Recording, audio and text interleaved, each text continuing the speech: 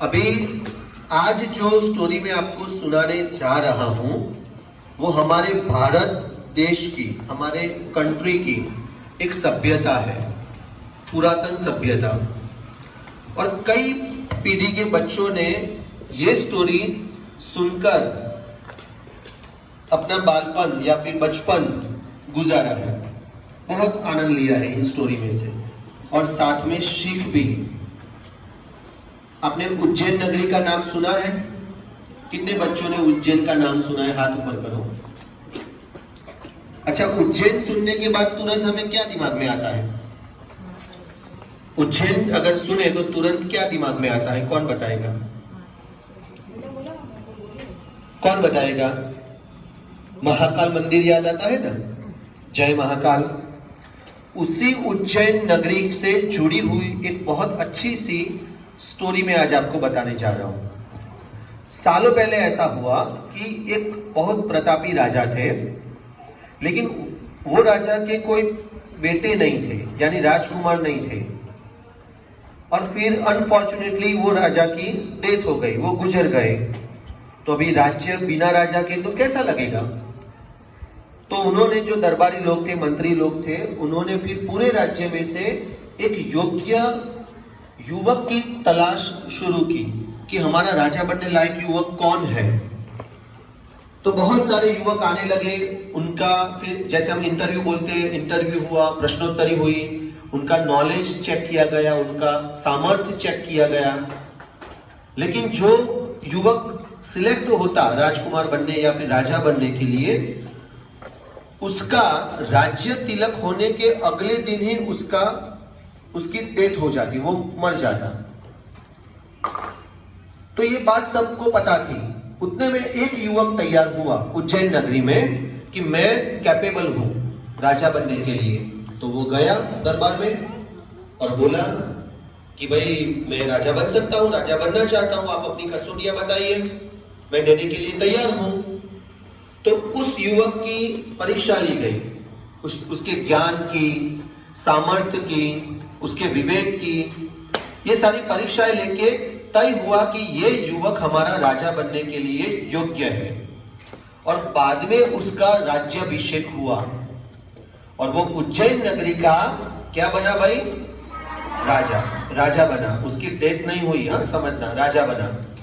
लेकिन उसके मन में ये थोड़ा वहम कहो या फिर कोई और हिंट बोलो, उसको ऐसा था कि हमारे राज्य में किसी ना किसी का श्राप है। अगर ये मुझे अच्छे से शायद पता चल जाए, और अगर उस देवी या देवता या फिर किसी और राक्षस या किसी को संतुष्ट किया जाए, तो हमारा राज्य उस श्राप से मुक्त हो सकता है। तो उसने एक आइडिया लगाया। उसने राजभवन में बहुत अच्छे पकवान बनाए, बहुत अच्छे, और एक जगह पे पकवान रख दिए शाम के वक्त, और वेट करने लगा कि ये पकवान खाने के लिए कोई आता है कि नहीं। तो ऐसा हुआ कि शाम को अग्नि वेताल करके एक इंसान तो नहीं बोल सकते, एक दूत, वो पकवान खाने के लिए आया। और उसने बहुत अच्छे से स्वादिष्ट पकवान खाए, क्योंकि राजमहल में तो ऐसा खाना बनता है, और वो उसको ही भोग लगाया था, उसके लिए ही था। तो उसने बहुत अच्छे से खाया, वो संतृप्त हो गया। फिर राजा जो थे, मैंने अभी आपको राजा का नाम नहीं बताया, नाम बाद में बताता हूं, बहुत बड़ा नाम है उस राजा का हमारे भारतीय इतिहास में। बाद में वो राजा बाहर आए और उनसे बात की। अभी अग्निवेताल कौन था? तो अग्निवेताल इंद्र, राजा इंद्र का द्वारपाल था। किसका द्वारपाल था? राजा इंद्र का द्वारपाल था।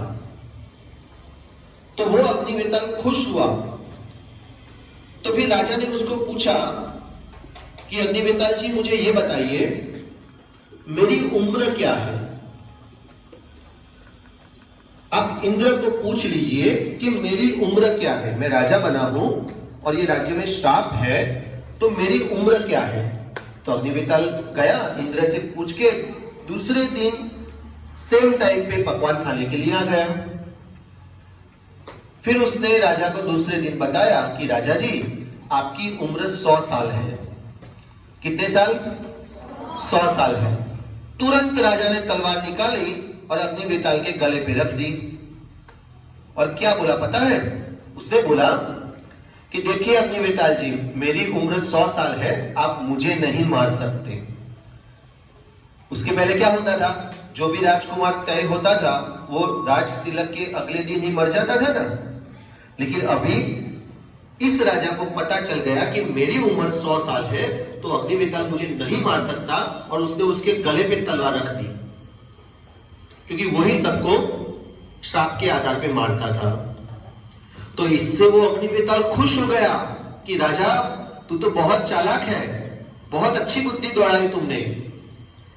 और उसको आशीर्वाद दिया, वरदान दिया कि जा, तेरे राज्य में सदा समृद्धि रहेगी, ऐसा उसको आशीर्वाद दिया।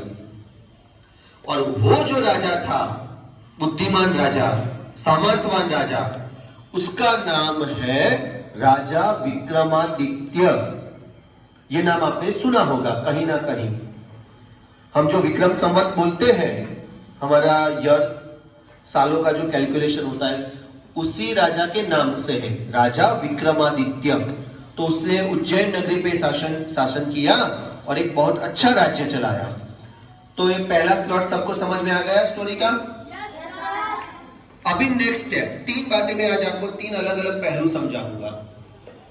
बाद में उसने अपना शासन चालू किया, पूरा दरबार भरा हुआ था, उसके राज्य में बहुत अच्छा सामर्थ्य था, समृद्धि थी, सब कुछ बहुत अच्छा चल रहा था। उतने में एक साधु उसके दरबार में आए और साधु ने उनको, राजा को एक फल दिया दरबार में। तो विक्रमादित्य ने बोला कि भाई, ये तो दरबार के अंदर ये साधु ने मुझे ये फल दिया है, तो ये तो प्रजा का हो गया, मेरा नहीं, सारी प्रजा का ये फल है। तो इसके ऊपर कुछ आप औषधियों का लेप लगा दो और इसे सेफ जगह पे रख दो। बाद में वो साधु दूसरे दिन आए और दोबारा उनको फल दिया, फिर उसके ऊपर लेप लगा के, प्रजा का फल है ऐसा मान के उसको फिर सेफ में रख दिया, अच्छी जगह। ऐसा कुछ दिनों तक साधु हर रोज आए, कुछ बोले नहीं, कुछ भी नहीं बोलते, आते, राजा से मिलते, उनको फल देते। तो बहुत सारे फल इकट्ठे हो गए।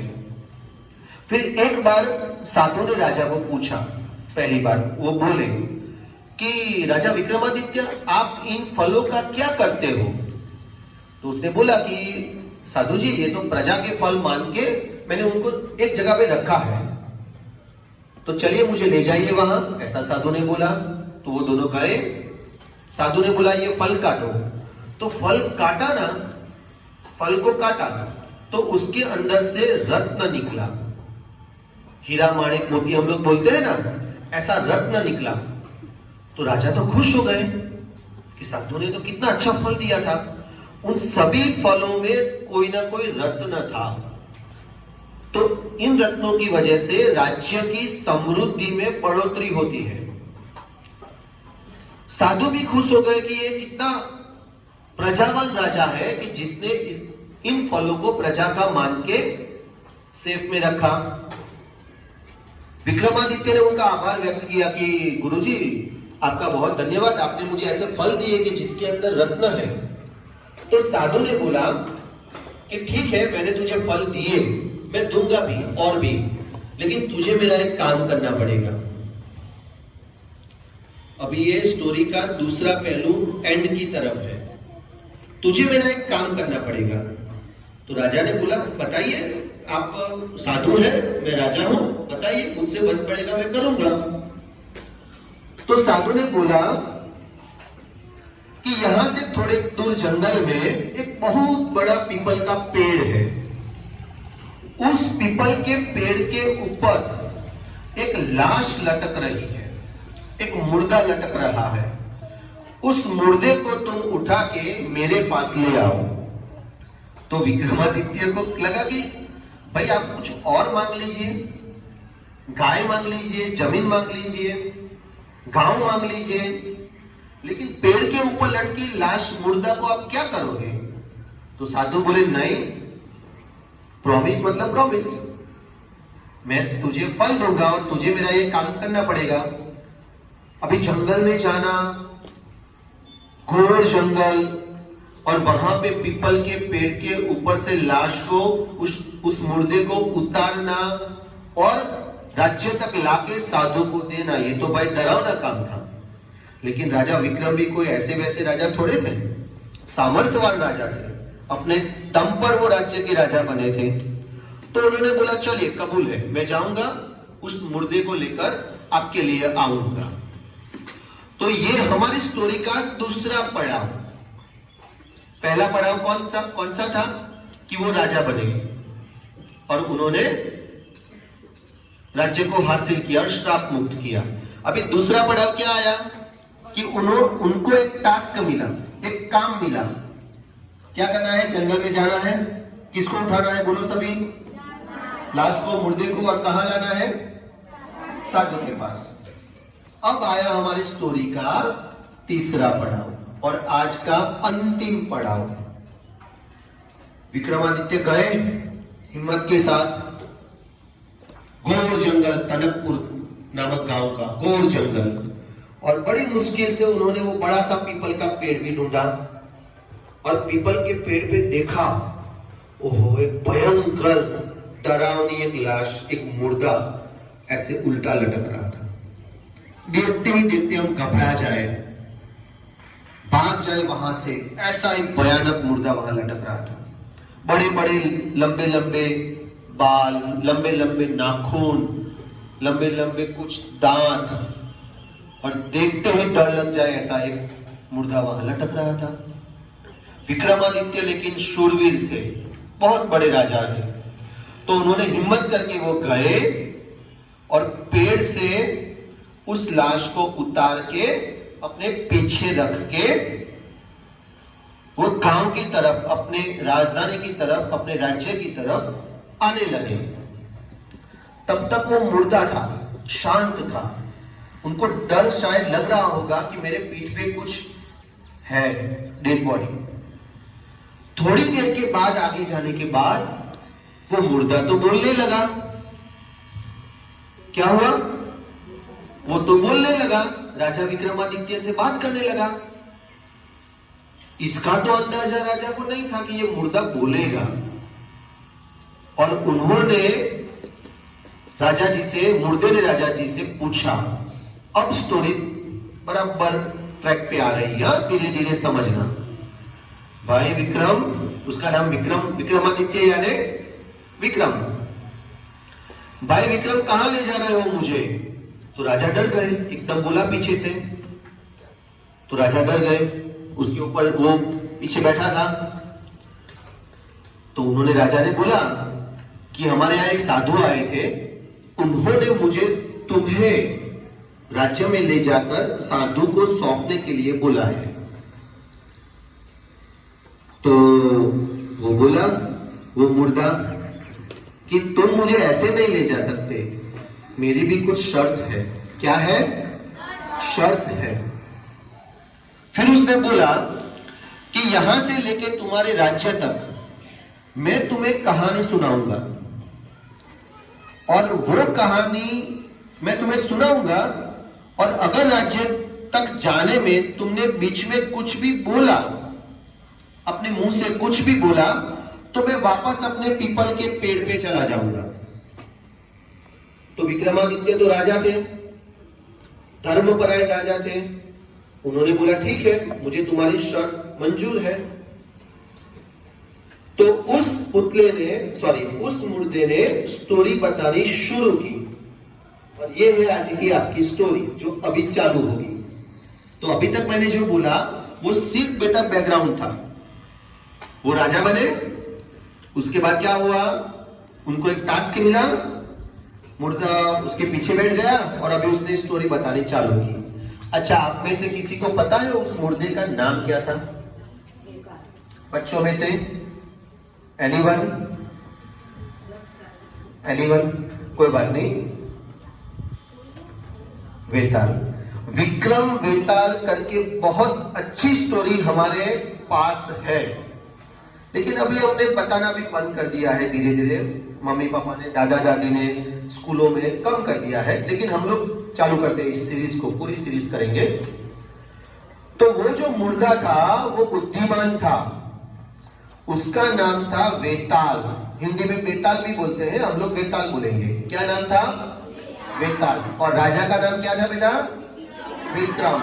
और ये दोनों का जो अभी स्टोरी का पोर्शन चालू हुआ उसको बोलते हैं विक्रम वेतालनी वार्ताओं, विक्रम वेताल की कहानियां, स्टोरीज ऑफ विक्रम एंड वेताल। तो पहली स्टोरी शुरू हुई, ऐसी 32 स्टोरी मैं आपको बताऊंगा, 32। उसमें से आज हम लोग लेंगे एक स्टोरी। तो जैसे ही वो पीछे बैठा, अभी वेताल ने बोलना चालू किया, और आप सबको बड़े ध्यान से सुनना है भैया, बड़े ध्यान से सुनना है, क्योंकि ये बहुत अच्छी स्टोरीज है। वेताल ने बोला विक्रम को, विक्रम का काम था, विक्रमादित्य राजा का काम था सिर्फ सुनना। फिर वेताल बोला कि महाराज एक बार ऐसा हुआ कि एक बहुत ज्ञानी ब्राह्मण था, उस ब्राह्मण के घर पे उस ब्राह्मण के 4 बेटे थे, और वो जो बेटे थे वो कुछ खास पढ़ाई नहीं करते थे, पढ़ते नहीं थे, ऐसे बस पूरा दिन घूमते रहते थे। तो उसको बहुत दुख होता था कि मेरे बच्चे पढ़ नहीं रहे तो क्या करेंगे, अभी जब तक मेरे पास कुछ है संसाधन, पैसा है, जब थोड़ा कुछ अनाज है, तब तक इनको मैं खिलाऊंगा, मेरे न होने की वजह से मेरे बेटे को बहुत तकलीफ पड़ेगी, चारों को। तो उसने ऐसा किया कि चारों बेटों को बिठा के समझाया कि बेटा तुम्हें अपने पैरों पे खड़ा होना पड़ेगा, कुछ कमाना पड़ेगा, काम धंधा करना पड़ेगा। तो एक काम करो, मेरा एक मित्र है वो जादूगर है, और तुम सब लोग उसके घर पे जाओ, उसके साथ रहो कुछ दिन और जादू सीख कर आओ, और फिर जादू के आधार पे अपना गुजरात चलाना। तो चारों लोग खुश हो गए, चलो भाई उस बहाने जादू सीखने को मिलेगा और कुछ कमाई भी हो जाएगी।